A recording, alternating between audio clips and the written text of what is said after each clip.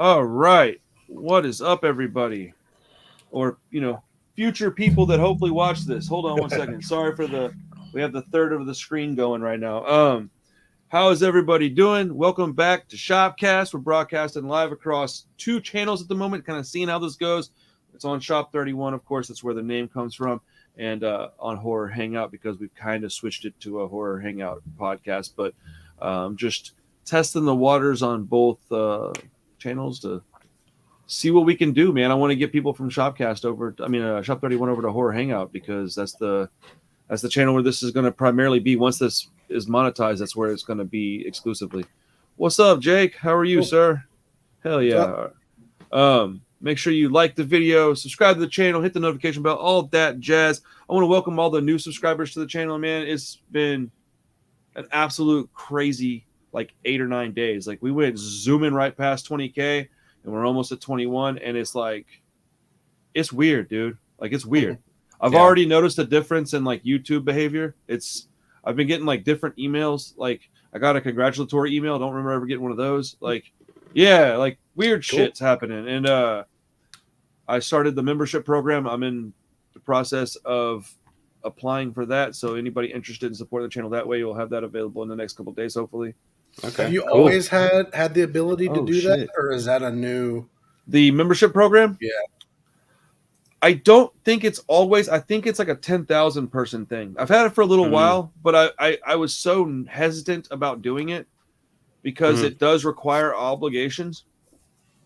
And I had to really think about what those obligations could be, what I could actually say I'll do and then still come through on. Because if anything I don't like to do, it's to say, hey, I'm going to do this. And then there's under deliver. Yeah. So I made it as minimum as I could with perks to, like you said, basically. So that way, when I do stuff, I want to do giveaways with my artwork and merch and stuff, because if you're paying me for my services, then I may as well send you a shirt every once in a while. That's the way my brain looks at it. Is I would sell the shirt anyway. So why don't we just, start this program, and then I'll give stuff away every quarter. And then once I get enough, every month and stuff like that. And then there's unique badges and emojis that'll go along with it and all that jazz. But I just wanted to let people know that is on its way. So if you're interested, keep your eyes open for it. Otherwise, let's start talking movies, man.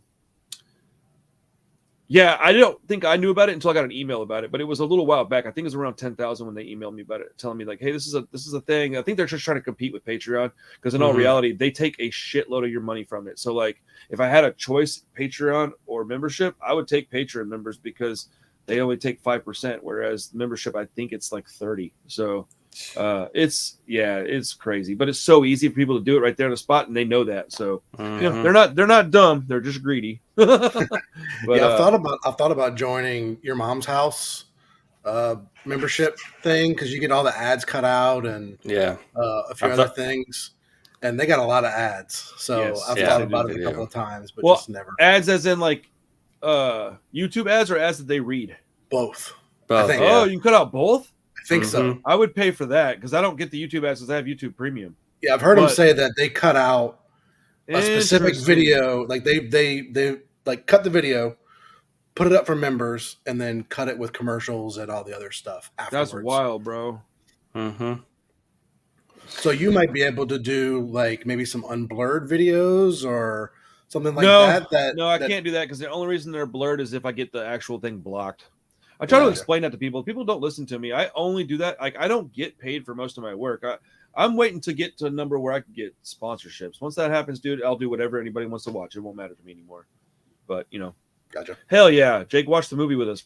Hell yeah. Let's just start talking about that, man. Cool. This is episode 87, and we watched, this was my pick, and I picked Henry, Portrait of a Serial Killer. We had mentioned watching it a little while back. I think it just kind of fell off our radar for whatever reason, and we got a lot of stuff going on. So it kind of reminded myself of it last week, and I thought they'll like this one. And I think they at least appreciated the pick. I don't know how they thought about the movie.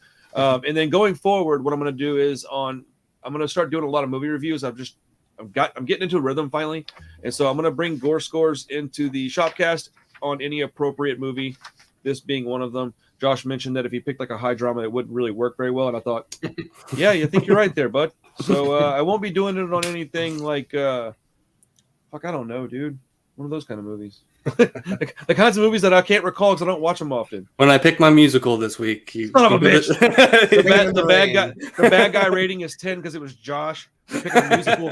Son of a bitch. Cool, man. Well, yeah. I'll go over the gore score. We'll talk about the movie first, and then I'll go over the gore score because it's just a worksheet. Anybody that's watching this that wants a gore score sheet that they want is like a what's it called, a template, let me know and I can email it to you, man. It's fun to do them when you're watching a movie. Keeps me from falling asleep in movies. I fall asleep really easy in movies. This keeps me interested and keeps me focused, so I tend to like it just for that. I've got dozens of these things that I've done, never even talked about them. I just did them so I didn't have to worry about falling asleep in the fucking movie. Because it's real easy to fall asleep in Natural Born Killers. That's the one that I did that with. I fell asleep watching it. I was like, I gotta stay awake. And I was like, how do I fall asleep in this movie? So, okay. Henry, Portrait of a Serial Killer. It's actually a biopic. I didn't know that until like 2 days ago. Okay. Henry Lee Lucas. Who is it? Henry Lee Lucas. That's a real dude, huh? Yep. So yeah, I guess it's a biopic of this guy from the 70s who was a serial killer, and it's a real short film. It was let's see. It's like 82 minutes. Very short, yeah, like a very, very short movie. And I don't know John McNaughton at all. I don't know what else he's done, but I found it a little interesting that he was able to get Michael Rooker in his film. And then I thought about it and thought, well, maybe this is one of his first movies. So it probably is one of Michael Rooker's. I think it is, yeah. It's Michael Rooker's first film, yeah. Is it his first? Okay, he looks so young in this movie. Yeah, he does. So basically, this is a movie about this guy who has, well, he's a serial killer, of course. And he's, I guess, a parolee. He has a roommate. And Otis is his roommate? Mm-hmm. And sounds right, yeah. They are just living their lives, and he's doing his thing on the side, doesn't really tell anybody what's going on, obviously. But, back in the early 80s, late 70s, you could do stuff like this, and there wasn't as much chance of being caught due to forensics like there is now. Like back then, you had to like get caught or have a witness to really have any real odds of being punished for your crime. So he was able to kind of just move around and do what he wanted to, and it's a jarring movie for something that's not as visual as I expected. Like I expected more visuals, but it's still jarring because it especially in the first few minutes, it does these hard cuts and it's showing you victims of his. But it's like you're looking at a victim, bam, hard cut, another person, and they're all different. They're all in weird places. And then Otis's the movie really gets going about 10 minutes in when Otis's sister leaves her husband who's beating the crap out of her, and she moves in with them. And then you start to see this weird thing with Otis and this like incestual like urges and whatever, and she's really not into it. And then Henry starts to take a liking to her, and that's where like the real, I would say like the meat and potatoes of the movie comes in, because they start forming like a emotional relationship while at the same time he's going out with Otis and committing these heinous acts. There's these two stories that are slowly coming together, and then they intersect at us. Well, they don't, what do you call them, intersect? They just join together in one. They're running kind of parallel towards each other, and then they hit, and then the movie hits its third act. And so I don't know, man. It's not a really complicated movie to talk about. It's short. And it's pretty simple, but yeah. What's kind of, because it's not like really dramatic, like something like Seven or right, or like Zodiac or one of where those. You're like on the edge of your seat and you're like, oh my god, what's going on? No, it's not like super tense. It's like, but it's almost more disturbing because they're so just like work a day, like nonchalant about it. Like that's the exact word I was fixing to say. Yeah, it's just like, I'm glad you liked it, Jake. They don't think they're. It's just like, this is what I do. Well, whenever he, I'm sorry. Go ahead, Chris. I'll say it's more just like a small chunk of their life. Yeah, it's like they just took a little piece of their life. Out. Here, watch this for a minute. Like a very day in the life. Man, I bit the shit on my lip. Sorry if I look weird. I bit it earlier and it's just bothering me. Remember when they went and they picked up a couple of ladies of the night? They picked up a couple of hookers, and Otis is in the front, Henry's in the back. They're doing their thing like an alleyway, and all of a sudden you realize that Otis is still going at it with this girl, and Henry's not moving, but he's like perched up on her, And then as the camera pans around the car, you see that he's choking her, right? And he kills her. And then he like leans over and just grabs the old girl by her head, just breaks her neck. And then he's like leaning over, talking to him like it's no big deal. And then he's like, wait, you never killed nobody? And the way he says it was like, yeah, wait, you never played checkers before? Like, yeah. And you're like, what's going on? And then he just tells him like, oh, it's not that big a deal, man. Everybody's going to die. And you're like, oh my goodness. Yeah, but I didn't want to do it today. Like I had things to do tomorrow. I got to go to the grocery store. Fool. What are you talking about? But, do you think Henry's ever had sex? That's a good question. Like normal sex? Because the way he acts, it doesn't really seem like it. You know, I never thought about it, but because one of his other victims was also a call girl or whatever. Prostitute. Yeah, well, it seems like that's a thing with his mom, right? Because he says that his mom was a prostitute. And he also lies about how he killed her a couple of times, and I'm wondering, what's up with that? Like, I would like to do a little research on this person because I didn't realize he was a real person until a couple of days ago. But I'd really like to look a little deeper and see like what was up with that guy and find out some information. I like true crime stuff. It interests me because it's so strange. Yeah, so I read a little bit about him. Did you? And yeah, because I mean I've never seen this before, but I knew he was a semi-known serial killer. I think he's had some. I guess I'd heard it, but I just didn't. Random Netflix documentary or something like that. So I mean, and they changed quite a bit from like his actual story. So apparently the sister was much younger in real life. Oh, wow. He was pretty much, I don't know if you can say it on YouTube. Yeah, don't say it. Going to flag your video. Yeah. He was doing stuff with the younger sister. So the no sex thing, I mean, maybe could have been an intention for the movie, but it wasn't in real life. Okay. Interesting. I was thinking in terms of the movie, but for sure. I wanted to do some research on this, and I just had such a busy week, I didn't get around to it. We haven't even talked much this week, man. It's been a real quiet week for all of us because we've all been busy. It's been a crazy week for me. Yeah. But, yeah. But yeah, that's interesting. You know what I like about movies like this? It's not really talking about the movie per se, I guess, but I like that it's literally like a time capsule because when he breaks the television and they got to go buy a new one, the stuff that they're talking about, that big fat dude is trying to that guy. That guy was awesome. Dude, that guy, I knew with the moment he opened his mouth, I was like, oh, he's dying. Oh, yeah. And, why are you wasting my time? Yeah, bro. I was like, well, they're not. They're just kind of decide on how they're going to kill you, sir. But when he's talking about $150 for like a 19-inch like TV that doesn't have cable adapters, I was like, wow, I forgot how black and white and color. Yeah, he's like black and white TV for $50. I was like, oh my goodness. But I don't know, man. I thought that this movie for a director's first movie and for Michael Rooker's first movie, I've seen it before. It's been a long while. Okay. Like a long time. Like I vaguely remembered it. I just was like, oh yeah. So there was parts in the movie that I was like, that's right. I forgot about this. It was just like shooting these little bitty memories in my head. I thought this was a pretty good movie for such a early project for everybody involved. It's extremely low budget. That's what I was about to say. It's got to be a super tiny budget. Yeah.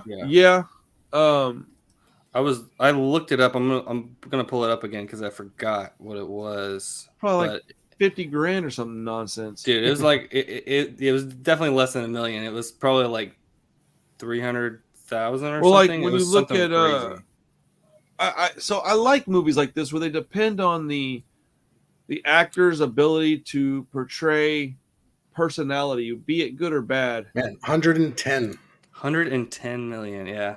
No, 1,000.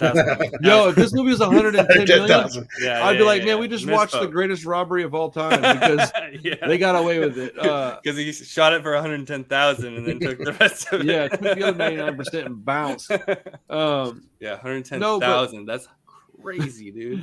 No, that's a low budget, man. And it's shot in a way, it almost has like a mixture of Grindhouse and found footage style, and I don't know that was on purpose. I think it was probably just because of the budget restraints.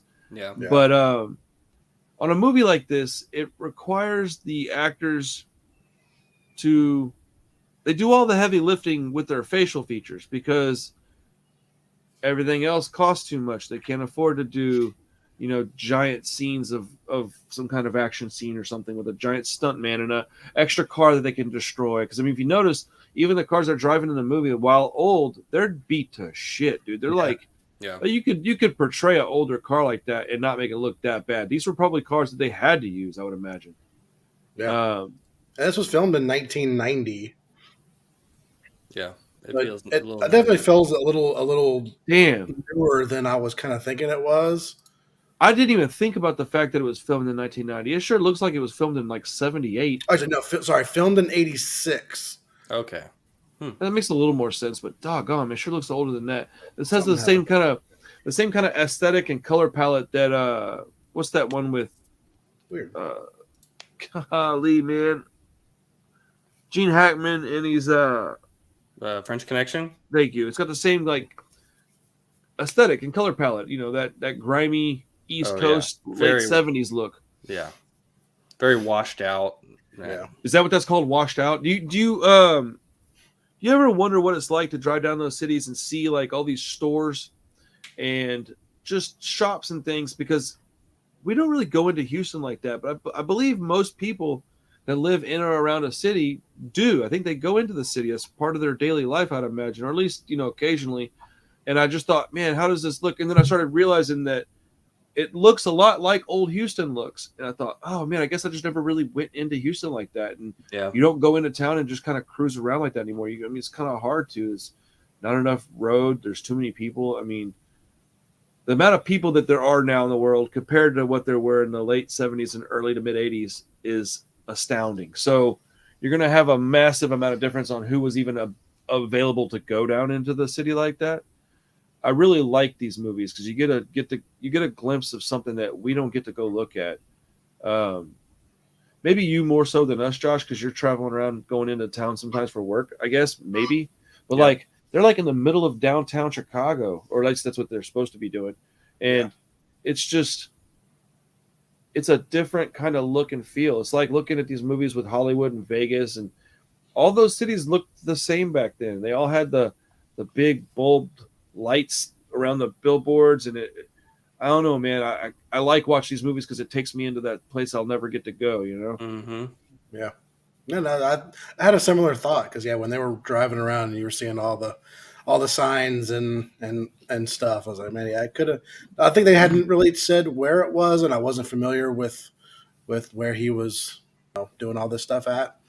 But well, she bought the I Love Chicago shirt, so I figured that's where they were at. Yeah, but I think the main part where they were driving, or at least one part when they were driving through, was kind of early in the movie before that. Yeah, and it could have been, pretty much any big city. Mm-hmm. Well, was there? Oh shit! Sorry. Was there anything about the movie that you didn't like that just kind of stuck out to you? Because I mean, there's a lot of leeway with this one, being that it's their first movies, but I feel like it was done really well, man. Like even the dialogue seemed pretty natural and pretty accurate. I mean, it kind of felt real life because it is kind of awkward at times, Yeah, weird, yeah. But even when Otis tells that girl to change her shirt, and he's doing that bullshit where he's like, looking that I know people that are creepy ass weirdos like that, and I mean, it's not that uncommon. Like it's just it is what it is, man. But like every little thing about it, like even his like standing up for her, grabbing his hair and being like, you apologize to her. Who are you showing off for, man? Who are you trying to protect? You're a murderer. Like, granted, it's a movie that probably didn't happen in real life, but like I don't know. It was very well made, man, for a movie that, like you said, on $100,000 budget. And I don't really have a whole lot else to talk about. I thought there was going to be more to talk about with the movie, really. There's a bunch of pretty solid kills. I liked the story, how it unfolded. I thought the pacing was pretty good. I mean, it's perfect for it is. I wouldn't say it's like action packed or anything. It's kind of like just kind of bops along. Moderately paced, but with purpose. Mm-hmm. But at 82 minutes, it's like, shit, it's over. That's my favorite part is that they get in and they get the fuck out, man. So many movies will be 10, 12, 15 minutes longer than they need to be. And it just takes you out of the moment when you're watching it. You'll be watching a movie and it's just, you're moving right along. And all of a sudden they want to explain this long thing where you're like, well, I didn't need that. I didn't even really want that. What are we doing here, guys? I will say the end of the movie, I was just like, what? Okay. Give me like 5 more minutes. I liked the ending because it just comes out of nowhere. No, I do think that if anything needed work, it would definitely be the ending. But I like the actual ending of the movie. If they did add a little to it, I think that'd be kind of nice. But the actual ending of the movie, I thought was great, man, because you're thinking like, as a matter of fact, the ending made me really happy because I was like, they went that direction, huh? They went with the happy ending. Okay. Just ends. And then he's like, oh no, big ass bloody suitcase. I wonder what's in there. Yeah. I was like, let's go. Yeah. I wrote down a couple of things. One thing I wrote down was, remember TV antennas? Because, dude, we don't even realize how good we've got it sometimes. We're just trucking along doing our thing. Man, you remember having to watch TV and like having to tune in for a sports, like a baseball game? Like, oh my goodness, dude. Like, you're having to try to get a visual. It's your local team, and you're like, damn rabbit ears, you son of a bitch. I was very young, but we still had them for a little bit when I was a kid. I also wrote down that I thought it had the score was kind of cool. It was like synth heavy and drum machine heavy. So I'm curious as to, being as that they were on a shoestring budget, I wonder who the person that made the score. I didn't really look. I should have looked probably. I just didn't really get around to it. But like, I'm wondering if the person that made the score has gone on to do anything else. You know, I liked it. I liked it for such a, I don't know. These real low budget horror movies always have scores that I enjoy because they're always real simple. And it's just atmospheric music, and it's probably one dude making all of it by himself, like just trying to, hey, what would it sound like if I was in this situation? So you can tell a lot of it's comes from inexperience because they're really going with the flow of the like the music's really, it's not tricking you at all. There's no tomfoolery happening. It's just, I'm in a tense situation, higher beat, higher octave, like just ding, ding, ding, ding type of, I don't know. I wrote down, I appreciated it. It's simple, but it works. Me too, Jake. Me too, my friend. Blockbuster was awesome. This is why I sell movies at my store. This is why Miss Julie here also sells tapes and movies at her store. What's up, Julie? How are you? Yeah, man. We sell movies and shit because we also miss that stuff. Well, let's get on down to brass tacks. Let me go over this gore score with you guys real quick, and then we'll talk about a couple other movies that we saw this week. We'll figure out what we're watching next week, and we'll get on out of here. But so the gore score, a little higher than I anticipated. I really thought it was going to be like, I can tell pretty quick what a movie's going to score like based on like the first 20 minutes because, well, mainly because I watched too many movies. But so we have 6 categories: special effects, story, acting, dialogue, bad guy rating, and the ending. Those are all graded on 1 through 10, and then a whole bunch of other categories that get point scores, right? So I just wanted to kind of explain it real quick. So we got the special effects in this movie. I gave it a 6 out of 10 because they were on a real tight budget. There wasn't much of it. And what I saw, I liked, but I didn't see a lot. And towards the end, there's that one where he's like stabbed Otis in the head or something. Isn't there like one like? That's what I was going to mention earlier. Is that that was noticeably low budget? It was noticeably like a fake head. But it was like, oh, that's kind of lots cool. and lots of prosthetic makeup on him. Yeah. But so that and the TV thing are why I gave it a 6 and not like a 7 or an 8, because I can have little amounts of something and still grade it high. But those two things showed me that if they had more time and more money, even, that they still probably would have done more along the cheesy line of the special effects. But they didn't go overboard. I think less is more here. I think they did it right. So I'm going to give them 6 out of 10. The story, I gave it an 8 out of 10, solely based on the fact that I didn't know it was a true story-ish. And I thought that was pretty incredible that I had no idea, because I'm pretty versed in true crime stuff. And I thought it was, I like the story. It was like this guy's kind of living a life. And if he's kind of unsuspecting. He kind of keeps to himself, has this little girlfriend sort of at a certain point, and he's got his buddy, and they just go do this horrible shit, but they do it kind of on the low. They're picking their victims, I would say, in a wise way. I don't know. I just thought the story was interesting. Yeah. The acting, I gave it a 7 out of 10 because I thought that it was everybody's first movie, and I was pretty impressed by that. I thought that it's a generous 7. I can admit that, but I also think it's a well-earned 7.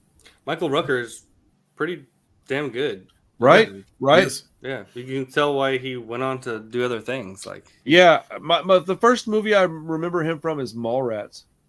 Oh yeah, that's the first time I ever saw him, and I was like, man. And then he started popping up, and she was like, "Yo, it's the bald guy from Mallrats with the ass hanging out." The dialogue, I gave it a 7 because I thought the dialogue was really accurate. I thought that's exactly how these people would talk. It felt real. Yeah, so I gave it a 7 because I thought that's what it deserved. The bad guy rating, I gave it a 10. I really thought this was an absolute, really, come to find out, it is a really good bad guy. It's a very real bad guy. And the ending, I actually gave the ending a 10 as well because I thought it was just, while I would like a little more before the last few frames, I thought the ending was so not what I was getting. And then it was like, oh, by the way, haha, I got you. I was like, dude, there we go. That's good. I mean, I actually liked the ending, but I I rewound it and watched the last 4 minutes again because I was like, I did the same thing. It caught me off guard so much. I was like, wait, it's over. That's weird. I did the exact same thing. I rewinded it probably about 4 or 5 minutes and was like, what did I miss? And I just watched it over. I was like, yeah, I didn't miss anything. Awesome. Yeah, that's it. There was 15 kills. So, okay, those 6 categories, oh shit, excuse me, give us 48 points right there. And then I got 15 kills at 75 points. We got 1 decapitation in the movie. We got 4 scenes of torture. We got 1 scene that maybe there was more, but I recall 1 definite scene of drug use. There were 6 boobs in the movie. That gives us 30 extra points, by the way. We love some boobs. There was 3 instances of non-lethal gunshots or stabbings. There was 6 separate fights in the movie. We have an era score. You get 5 additional points for every decade back you go. This one was 1986 is when it was filmed, so I gave it 20 extra points. And then any legend that shows up in a movie gets 5 extra points. And Otis is in a lot of movies. I don't know if y'all knew that or not. Yeah. No. I counted him. His name is Tom Towles. And Michael Rooker, of course.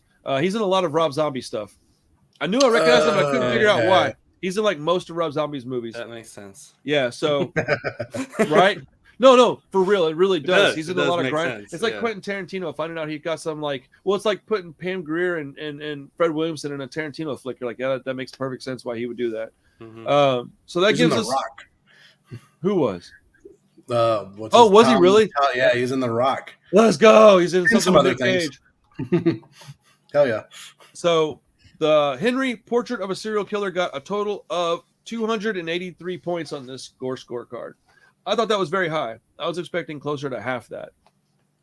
Very respectable. Dude, for a short movie like that, the highest scoring thing I've ever had is written on this wall. It's 760 points. That's the highest I've ever had. And I've watched tons of movies with this paper out. What was that? It's a movie called Officer Down. DOWNE. It is. I think I remember you talking about it, but yeah, it's been a while, right? Josh would hate it. You might like it. It is. Doesn't it have that guy from Sons of Anarchy in it? Yes, it does, and he's awesome. It's got sexy nuns shooting guns. It's got all kinds of stuff in it. Gotcha. It is a terrible movie, and I love every second of it. But the close second is actually From Dusk Till Dawn. From Dusk Till Dawn was our reigning champion for a long time. When I started this, that was the first one that got over 500, and it got 690 because there's so much violence at the third act of that movie. It was just racking up points for kills, dude. It was just like kill, kill, kill, kill. It's on screen, it counts, and it was just it had 40 or 50 kills in the last few minutes. I was just like, oh my goodness. I remember on that one having to write a second line of dashes for the kill. Have you done Evil Dead 2? No, not on this yet. That's a lot of blood. I should do Evil Dead 2 and the new Evil Dead and just see how they compare. Oh, yeah. The new one's crazy. Yeah. I'll just say, do one when you watch The Sadness. Oh, for sure. Absolutely. I'm going to start trying to do them on any horror movie and then anything else that applies, any action movie, Western, stuff like that. because it's just a fun way to see kind of what's in the movie.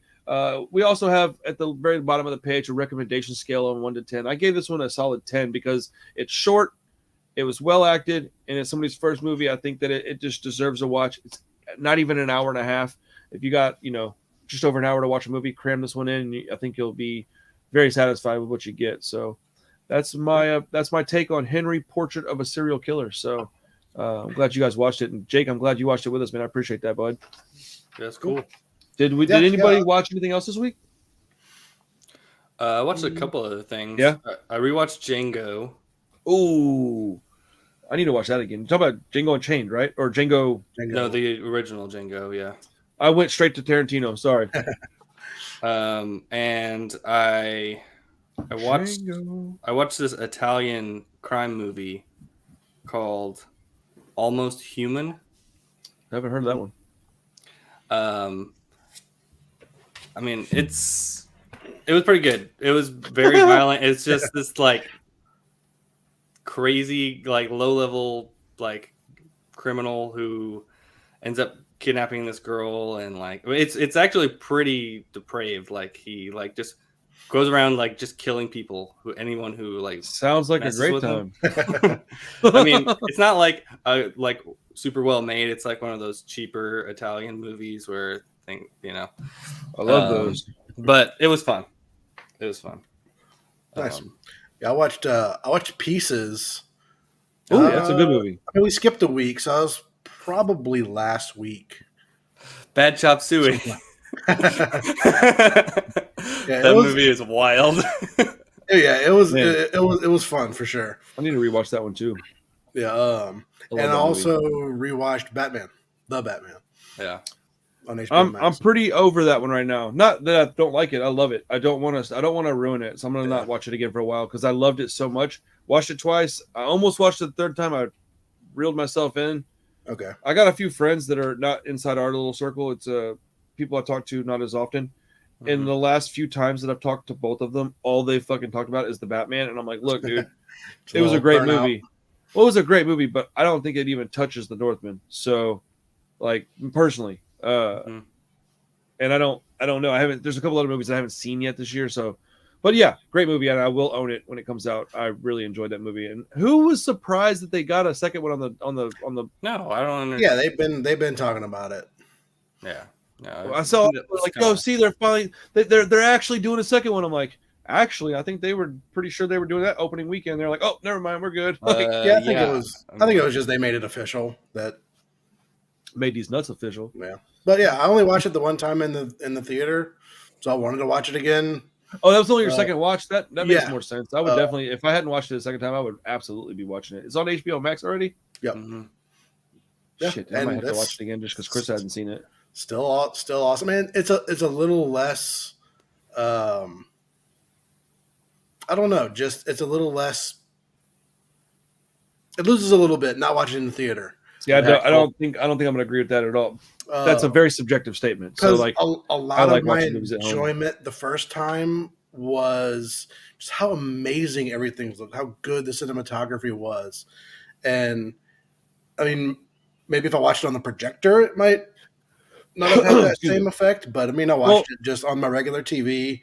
I'm definitely in the minority. I think I prefer watching movies at home. Like, if I had to choose one, I'm picking at home every time. I just really like going to the theater because it's like our little sanctuary where we get to go and spend some time away from work and away from things. But, like, if I could only pick one, it wouldn't even be a fucking contest. I'm taking my home theater every time. All the cinematography, all the nice stuff. I get to sit. See, I'm also really lucky, and not a lot of people have what I've got. And I don't even have, like, a specific, particularly nice setup, but I do have my own setup in my own room. No lights. I don't have to ask. I can just go, hey, I'm going to go watch a movie. Unless there's an emergency, I get left alone. I can turn off all the lights, turn up the volume, sit in my nice, comfortable chair, pop my feet up, and just zone out. And take a good, nice 2 hour, 24-minute nap. It's wonderful. There you go. I am snoring. But, that happens so frequently. I love it, though. Yeah. I'd say, like, the movie's still great. And No, I know you're a theater guy though. You and Josh are both theater guys. But yeah, I mean, so much of watching in the theater was just like, oh my god, that shot's amazing. This shot's amazing. This shot's amazing. This shot's amazing. How can you not appreciate that at home though? I don't understand because the pictures down a notch a little bit. Yeah. It's just that's what I mean. I wasn't trying to make it like you were saying anything derogatory. I just not at all. Because to me, when I look at it, because this is why it's actually a conversation for me. Which do I enjoy better? Because there's two very distinct differences. One, you have the big theater, the giant screen, the big loud sound in the theater, right? Yeah. But at home, I have a better picture. So like, I don't know. It's there's very much I enjoy both of them for different things, you know. Mm-hmm. I think the theater is more immersive for one, and I think like there's certain movies are just shot to be projected in large, like huge format. Yeah, like there's a difference between watching a Netflix movie and the Batman, you know. Yep. That's a good point. It's shot in a way that it's shot in a wider frame than you're going to shoot something that you know is going to be played. You know, yeah. on I think Netflix. This falls into the category of like the things that I don't quite understand I don't grasp this stuff when I'm watching the movies because there's things that y'all watch it for that I just simply don't. And I've changed quite a bit. I notice cinematography and scores now. I would never thought I would notice this stuff and even appreciate it like I do now. 5 years ago, I would have been like cinematography because I mean, do you remember whenever you told me that the cinematographer and the director were two completely separate jobs? And I was like, what? I had no idea. I didn't know that. And then I told you that the cinematographer wasn't the one that the cameraman. Yeah, and they were like, wait, what? How many levels are there? Dude, you fucking made me so sad. Like, I was like, how much do I not know about the thing that I love doing the most? And I was like, fuck, a lot, I guess. Like, but no, I mean, that's kind of, but that kind of explains like where my vantage point lies. I'm way much more of I can tell you much more about like old shitty Jackie Chan movies that like, you know, like old weird crap. Like I'm more of a, you can take both of us and we'll equal like a bootleg Quentin Tarantino if you add us together. Nothing wrong with that. With like half the knowledge, but maybe like 20%. Maybe like 30. Yeah. Who knows a lot of stuff. If you add the both of us, we might have 30 on a good day. This is what my fucking dumbass brain's doing. But no, like that's really how I look at us as a pair. If you combine the two of us, we have that going. Because if you take us and divide us, we're each very, very different on all the things that we prioritize when going to a theater for the most part. We just happen to both enjoy movies so much that's a big enough deal between the three of us that you know, there's not a lot that can fuck that up. You know, we can go to movies and have good days, bad days, man. It is what it is. At least we get to go hang out and watch movies. It's really strange, you know. I can't believe the Northman isn't making more money than it is. It's making me so sad, bro. Yeah, it's super sad. Bummer. But the other thing I was going to say about the Batman too is fucking enough with the playing. I think HBO Max's streaming quality kind of sucks because I think I'm going to like it a lot more watching it off a 4K disc because. I mean, I would have said that without even knowing because streaming services are notoriously bad quality. Yeah, all streaming is not going to be as good as a disc. But they don't even really do 4K, do they? They claim to, but they don't. It is. And I mean, it's 4K and all the, you know, Dolby Vision and Atmos. I'd be willing to bet if you got all the stuff, but just Films at Home guy, he could show you all the. Let's not go there. That's a whole other can of worms. You know, just at a glance, it looks good, but when you really start paying attention, it's missing that pop in the theater and that pop that comes from, you know, an actual disc. I started watching. So when we got those Blue Underground Blu-rays, I noticed that a few of the ones I got were on Tubi, and I wanted to see how bad Tubi streaming was, and so I went and I popped in a Blu-ray. And I watched about 10 minutes on Tubi first, and then I went straight from there to Blu-ray. I went and I pulled it up, the opening scene. I paused it so I could just go from input to input. And I went to Tubi. I watched a little bit of it, and I went, boop, input 3, and it went straight from that to that. And it wasn't as drastic as I was expecting. So then I go to, I want to say it was Prime. Then I went from there to Shudder. and I didn't watch the same movie because it wasn't available, but I watched something comparable, and then I went and watched that on my disc, and it was like night and day. So I think Tubi has reasonable quality. It's so strange the amount of shit you're getting from Tubi for free. That's not bad. I mean, just some of the source material isn't. Yeah. Well, there is that, but I've definitely watched things on Tubi being on. It actually looks pretty good for. I the more I'm watching that service, the more I'm really appreciating it, man. There's so much shit on there, dude. That's what I watched Henry on. Yeah, I watch a lot of stuff on there. Yeah, I absolutely think that the streaming quality on Tubi is better than it is on Shudder. That's what it felt like. That's what it felt like to me, which I was pretty shocked. Because I watched Henry on Shudder, and I don't know, like the black levels on it are so bad. Like you get these like blotches, like in the middle gray of the screen, and like the shading in like dark scenes.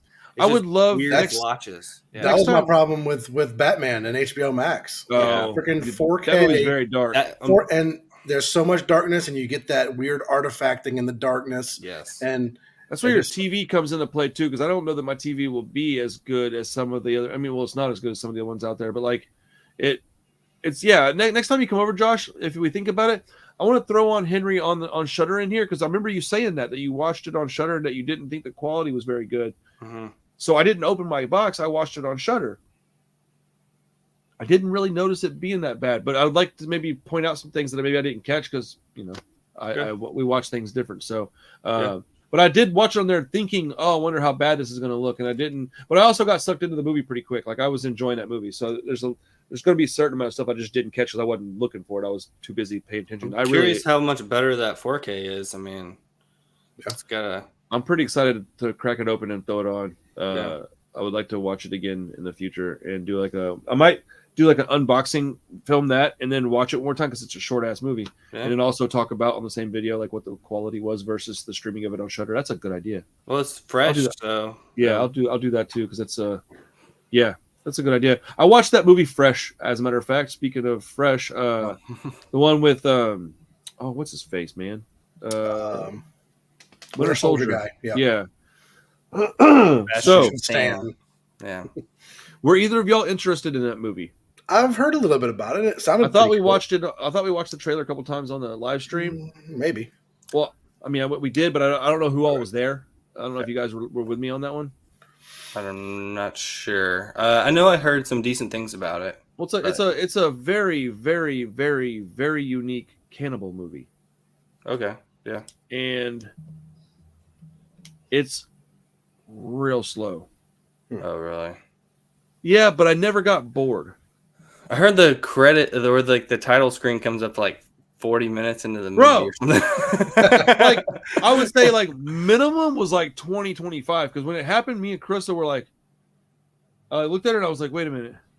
And like paused it and the line on the bottom of the screen was like pretty deep. It was way into the movie. I kind of liked it though. It let you know shit was about to go down.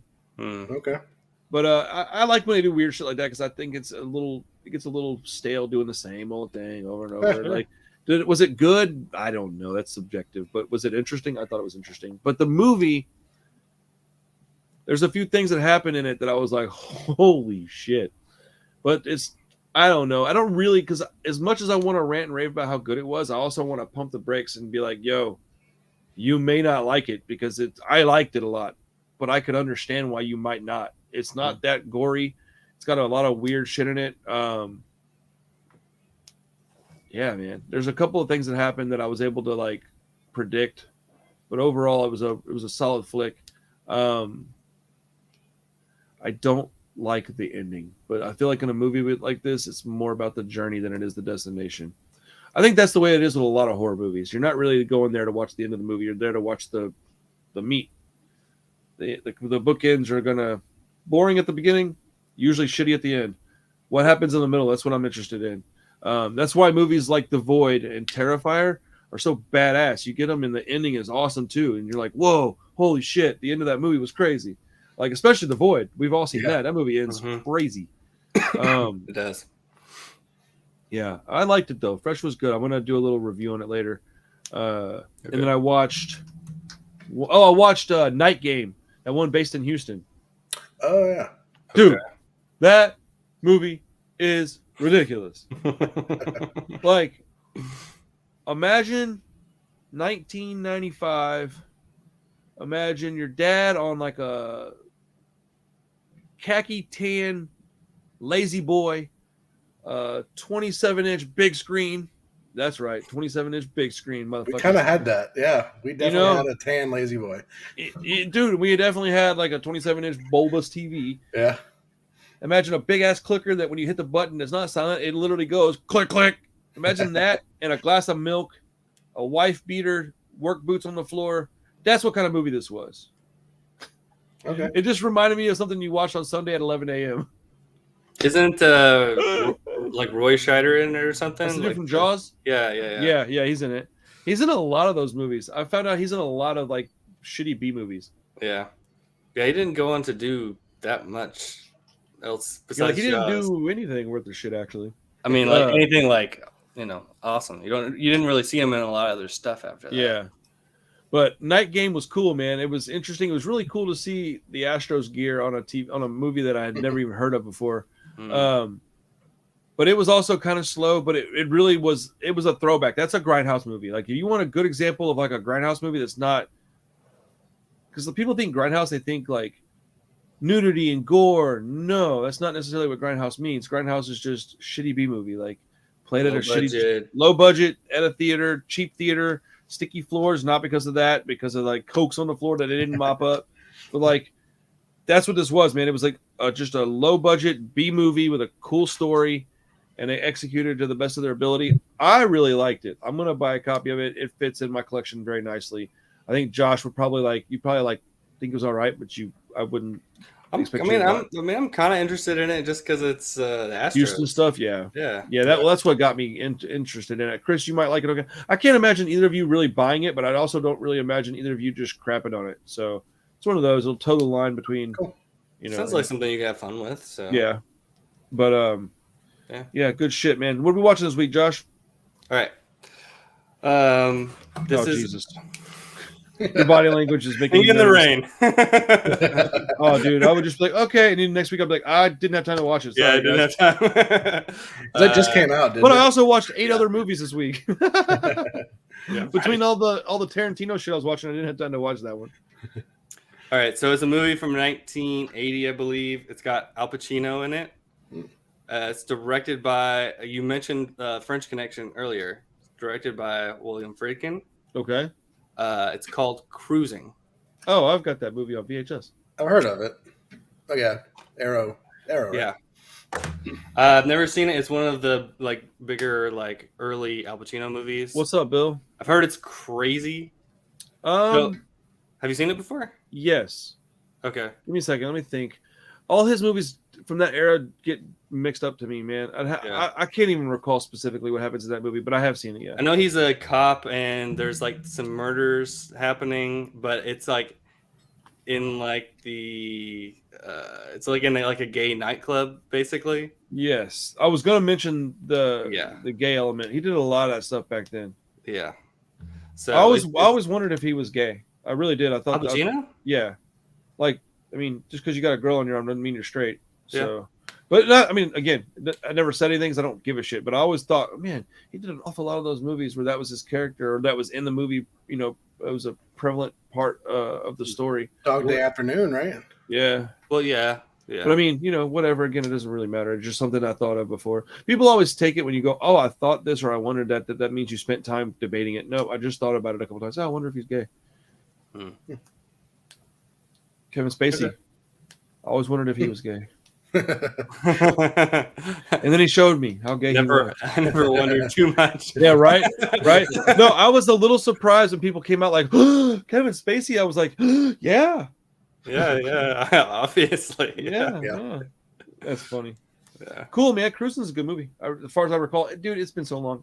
I remember liking it okay. It's one of the like more acclaimed freaking movies that I haven't seen too, and yeah, so, I'm a little surprised you haven't seen this one yet.